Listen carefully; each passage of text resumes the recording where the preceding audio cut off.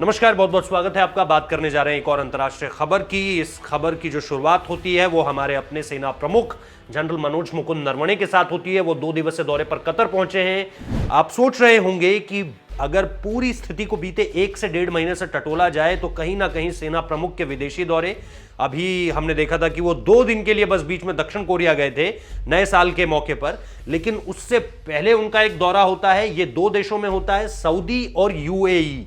ये 2 देश जो कि पाकिस्तान के बहुत ज्यादा करीबी थे और हाल के समय में पिछले 1-1.5 साल में प्रधानमंत्री की कूटनीति का इसे बहुत अहम हिस्सा समझिए कि पाकिस्तान अब इन दोनों देशों से दूर चला जाता जा रहा है।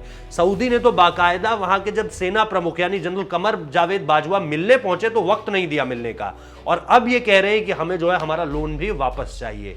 इस लोन को पाकिस्तान कैसे चुकाएगा, ये अपने आप में बहुत बड़ा सवाल है। लेकिन पाकिस्तान से लगातार बेकार होते रिश्तों के बीच भारत कोशिश कर रहा है कि गल्फ देशों को अपने करीब लाया जाए।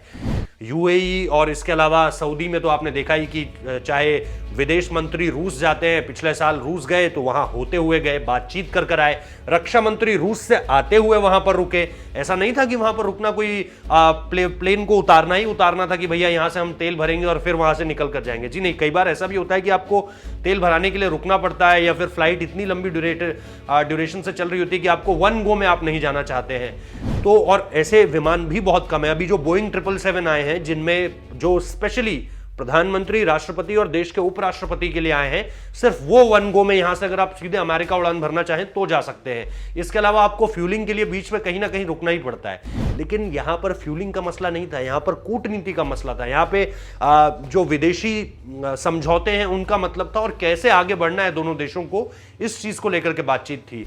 तो चाहे रक्षा मंत्री स्तर पर बातचीत हो रही है, विदेश मंत्री स्तर पर बातचीत हो रही है, प्रधानमंत्री को तो वहां का सर्वोच्च नागरिक सम्मान मिल चुका है, और इसके साथ साथ अब सेना प्रमुख का कतर का दौरा, यानी कि गल्फ देशों को एक साथ साधने की कोशिश हो रही है। मैसेज क्लियर है, लाउड है कि पाकिस्तान को अब जो घेर रहा है भारत, वो गल्फ देशों की तरफ से भी घेर रहा है। बहुत बहुत शुक्रिया इस वीडियो को देखने के लिए।